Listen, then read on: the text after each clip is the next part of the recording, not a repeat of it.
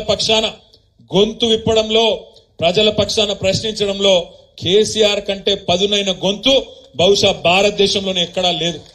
ఇవాళ ఈయన మాట్లాడుతాడు ముఖ్యమంత్రి 100 మీటర్ల కింద దొక్కుతాడు బీఆర్ఎస్ ను. ఒక ఆయననేమో 100 మీటర్ల కింద దొక్కుతా అంటుండు రేవంత్ రెడ్డి.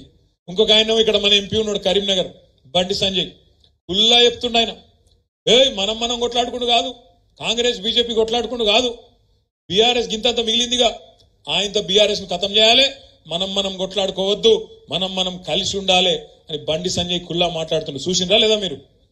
చూసిరా లేదా? భోజనం ఉన్నది కొద్ది గట్టిగా నాకు తెలుసు, మీరు భోజనం టైం అయింది నాకు ఎరికే, అందుకే ముందు మాట్లాడుతున్నా, తర్వాత మిగతా సోదరులు మాట్లాడతారు.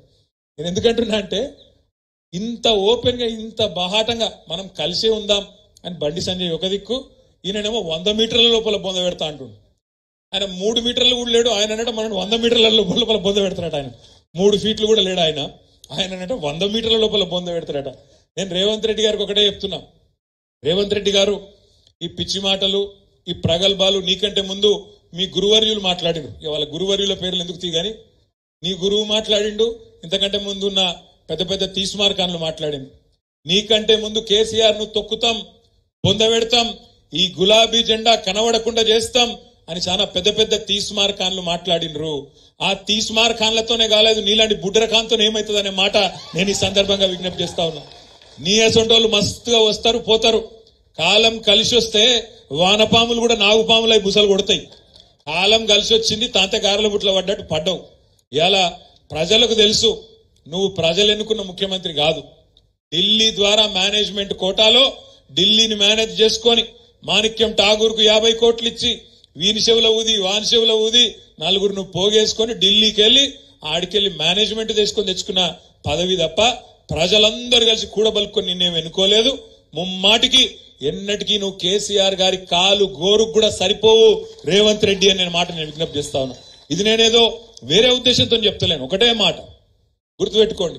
ఇవాళ నిజంగా కూడా కేసీఆర్ అనే నాయకుడు లేకపోతే, ఈ గులాబీ జెండా లేకపోతే తెలంగాణ ఎక్కడిది? ఆ తెలంగాణ రాష్ట్రానికి వచ్చే ఈ పదవులు, ముఖ్యమంత్రి ఉప ముఖ్యమంత్రి పదవులు ఎక్కడి? ఆలోచించుకో రేవంత్ రెడ్డి గారు మాట్లాడే ముందు అనే మాట నేను విజ్ఞప్తి చేస్తా ఉన్నా. ఇంకొక మాట కూడా మీ అందరికి నేను విజ్ఞప్తి చేస్తున్నా. ఈ 420 హామీలు మీ అందరికీ మంచిగా కాపీలని పంపిస్తా. 420 హామీలు ఏవైతున్నాయో కాంగ్రెస్ ఇచ్చిన హామీలు చూడండి. మీరు యువతకు చెప్పింది, తెలంగాణ యువతకు నెలకు 4,000 రూపాయలు ఇస్తామన్నారు నిరుద్యోగ భృతి. ఇలా తప్పించుకునే ప్రయత్నం చేస్తున్నారు. తప్పించుకోనియద్దు. యువత తరపున మనం అడగాలి. 100 రోజుల్లో ఇస్తామన్నారు, ఏడవైంది అని అడగాలి. మా ఆడబిడ్డలు ఇలా ఎదురు చూస్తున్నారు. మహాలక్ష్మి 1,57,00,000 మంది ఆడబిడ్డలు ఎదురు చూస్తాను. ఎందుకు? 18 ఏళ్లు నిండిన ఆడబిడ్డలందరూ నెలకు 2,500 రూపాయలు ఎప్పుడొస్తాయి మా ఖాతాల్లో అని ఎదురు చూస్తా ఉన్నారు. కానీ రేవంత్ రెడ్డి గారు ఏం చేస్తున్నారు? ప్రభుత్వం ఏం చేస్తున్నది? వాళ్ళు ఒకటే ఎజెండా పెట్టుకున్నారు. రోజొక్క కొత్త కథ పుట్టియాలి, మీడియాలో రోజొక్క కొత్త కథ పుట్టియాలి. మేడిగడ్డలో అవినీతి, ఇక్కడ అవినీతి, అక్కడ అవినీతి. అధికారం మొత్తం నీ చేతుల్లోనే ఉంది కదా, ఎక్కడ అవినీతి ఉందో తీ, మేము వద్దంటలేం కదా. మేమే డిమాండ్ చేసినాం అసెంబ్లీలో, అవినీతి జరిగిందంటున్నావు కదా, ఎంక్వైరీ అయ్యి తప్పు ఎవరు చేసినారో చర్య తీసుకో దమ్ముంటే అని చెప్పి మనమే డిమాండ్ చేసినాం. ఆ విషయంలో వెనుకకు పోము, పక్కా వెనుకకు పోము. ఎక్కడ అవినీతి ఉంటే అక్కడ చర్య తీసుకో, మాకు అభ్యంతరం లేదు. కానీ తప్పించుకునే ప్రయత్నం చేస్తే మాత్రం వదిలిపెట్టం, ప్రజల తరపున అడుగుతూనే ఉంటాం. రేపు మళ్ళా ఏప్రిల్ మీరు పార్లమెంట్ ఎన్నికకు పోయే నాటికి వరి కోతలు అవుతాయి, తప్పకుండా వరి కోతలు అవుతాయి. వరి కోతలు అయినప్పుడు రైతులు అడుగుతారు, మొదటిసారి అంటే ఇడిచిపెట్టినాం, క్వింటాల్కు 500 బోనస్ అన్నావు, ఏది ఎక్కడ వాయే అని తప్పకుండా అడుగుతారు. ఆ రైతుల తరపున అడగాల్సింది ప్రధాన ప్రతిపక్షంగా మనమే అనే మాట కూడా నేను మీకు విజ్ఞప్తి చేస్తా ఉన్నా. మొన్న రేవంత్ రెడ్డి గారు దావోస్ పోయిండు, దావోస్ లో చెప్తాండు మేము రైతు భరోసా చాలు చేసినాం అని పచ్చి అబద్ధాలు ఇలా విదేశాలలో చెప్తున్నాడు ఈ ముఖ్యమంత్రి గారు. నిజంగా రైతు భరోసా చాలు అయిందా? కేసీఆర్ ఇచ్చిన రైతు బంధుకే దిక్కులేదు ఇప్పటిదాకా. రైతు బంధుకే ఇంకా మొత్తం పడలే, రైతు బంధుకే దిక్కులేదంటే విదేశాలకు పోయి మాత్రం రైతు భరోసా చాలు చేసినా నేను ఇవాళ పంటకు 7,500 రూపాయలు ఇస్తున్నా అని చెప్పి పచ్చి బోగస్ మాటలు ఇవాళ ముఖ్యమంత్రి గారు మాట్లాడుతూ ఉన్నారు. రేపా రైతు భరోసా విషయంలో కూడా మరి ఎండాకాలం పంట మళ్ళీ నాటేసే టైం వచ్చింది అంటే రైతు భరోసాగిన చాలు కాకపోతే ప్రజలు రైతులు ఊరుకోరు. ఆ రోజు పంట కోతల టైంకు బోగస్సు ఈ బోనస్ ఇయ్యక మళ్ళీ బోగస్ మాటలు చెప్తే తప్పకుండా నీ పార్టీని ఊచకోతకొస్తారు రైతులు అనే మాట కూడా ఈ సందర్భంగా నేను మీకు విజ్ఞప్తి చేస్తా ఉన్నా. ఎందుకంటే రైతులకు కూడా తెలుసు కొద్దిగా ఓపిక పట్టాలి కాబట్టి ఓపిక పడతాను. ఇప్పుడిప్పుడే వచ్చిండు కదా, మీరు కూడా ఎగిరిత పడకుండా బిడ్డ, తొందర పడకుండా అంటారు. మేమేం తిడతలేము, ఎగిరిత పడతలేం, విమర్శ చేస్తలేం, యాద్ చేస్తున్నాం. 100 రోజులలో చేస్తా, డిసెంబర్ 9 నాడు మొదటి సంతకం పెడతా, 2 లక్షల రుణమాఫీ చేస్తా అని మేం చెప్పలే, మీరే చెప్పినరు. చెప్పిన దాన్ని మీకు యాద్ చేస్తున్నాం, వేరే మాట మాట్లాడతలేం. మా ఆడబిడ్డలకు చెప్పినారు మీరు, తులం బంగారం ఇస్తామన్నారు. కళ్యాణ లక్ష్మి కేసీఆర్ ఇస్తాండు, దాంతో పాటు తులం బంగారం ఇస్తా అంటుండు. మొన్న శ్రీధర్ బాబు గారు ఇక్కడ మంత్రిల కళ్యాణ లక్ష్మి చెక్కులు ఇచ్చిండు. ఏమాయా తులం బంగారం శ్రీధర్ బాబు గారు అంటే మెమ్మెమ్మే బెబ్బెబ్బే, ఇప్పటిదాకా లేదు. మరి ఇస్తారా ఇయ్యరా చూడాలిగా. తులం బంగారం ఇస్తారా ఇయ్యరా, ఏడికేళ్ళు వస్తాయి, మనం చూడాలి. ఏం చేస్తారో కూడా తప్పకుండా చూడాలి. ఇంకొక మాట కూడా నేను మీకు విజ్ఞప్తి చేస్తా ఉన్నాను. ఇవాళ ఈ ప్రభుత్వం నిజంగా కూడా ఎట్లుందంటే, ఎట్లన్నా చేసి తప్పించుకోవాలి.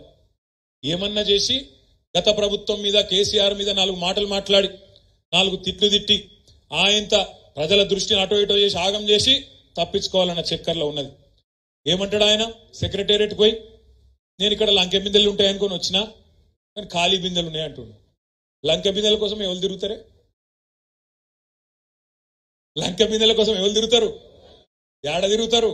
పాడుబడ్డ గుట్టలల్లా, పాడుబడ్డ గుళ్ళల్లా, పాత గడిలల్లా అలా పోయి తవ్వుతా అంటారు. ఆ గడపార పట్టుకొని తటపార తీసుకొని అర్ధరాత్రి పోయి దొంగసాటుకు పోయి తవ్వుతుంటారు.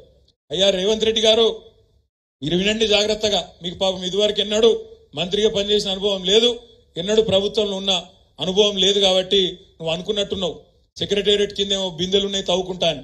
సెక్రటేరియట్లో లంకె బిందెలు ఉన్నాయి నాయన, ఆడ కంప్యూటర్లు ఉంటాయి, పేపర్లు ఉంటాయి, పనిచేసేందుకు అధికారులు ఉంటారు. వాళ్ళందరితో కూర్చోబెట్టి ఇచ్చిన హామీలు ఎట్లా నెరవేరుస్తావో గడిదిక్కు ఆలోచన చెయ్యి. లంకె బిందెల కోసం తవ్వుడు, అర్ధరాత్రి తిరుగుడు, ఇంకేడుకో పోయి ఏమేమో ప్రయత్నాలు చేసుడు బంద్ చేయి. అట్లాంటివి ఏమి ఉండయి ప్రభుత్వంలో, తెలుసుకో అనే మాట కూడా నేను మీకు విజ్ఞప్తి చేస్తా ఉన్నా. ఎందుకంటే ఇట్లాంటి వాళ్ళు ఎన్నెన్ని మాటలు చెప్పారు ఒకసారి చూడు. ఆ 420 హామీల లిస్టు చూస్తేనైతే మనం చక్కెర వచ్చి పడిపోతాం. అందుకే నేను మిమ్మల్ని కోరేది, ఈ ప్రభుత్వం నోటికి ఎంత వస్తే అంత చెప్పి అలవిగాని హామీలు ఇచ్చి ఇలా తప్పించుకునే ప్రయత్నంలో భాగంగా కేసీఆర్ ఇట్లా చేసిపోయిండు, అప్పుల పాలు చేసిపోయిండు, ఇది చేసిపోయిండు, అది చేసిపోయిండు అని మాట్లాడుతున్నాడు. కేసీఆర్ ఏం చేసిండో ప్రజలకు తెలుసు. 200 రూపాయల పెన్షన్ ను 2000 రూపాయలు చేసినోడు కేసీఆర్. 500 రూపాయల పెన్షన్ ను దివ్యాంగులకు 4000 రూపాయలు చేసింది కేసీఆర్. ఇది వరకు దేశంలో ఎన్నడూ లేని విధంగా రైతులకు 73,000 కోట్ల రూపాయలు వాళ్ళ ఖాతాలో రైతు బంధు రూపంలో టైంకి ఇచ్చింది కేసీఆర్.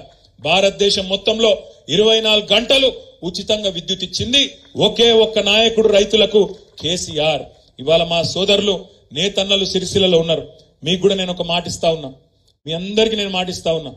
ఇవాళ బెదిరిస్తున్నారట కాంగ్రెస్ వాళ్ళు, మీరు కేటీఆర్ కోటేసిరు కదా, మీకు ఆర్డర్లు ఇస్తామా చూసుకుంటాం అంటున్నట.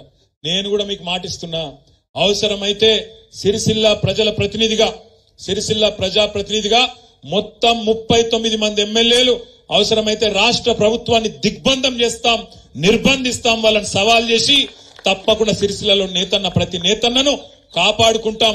మీరెవ్వరికి కూడా భయపడవలసిన అవసరం లేదు. అక్కడేదో కొత్తగా ప్రభుత్వంలోకి వచ్చినంత మాత్రాన మేమేదో రాజులం, జాగీర్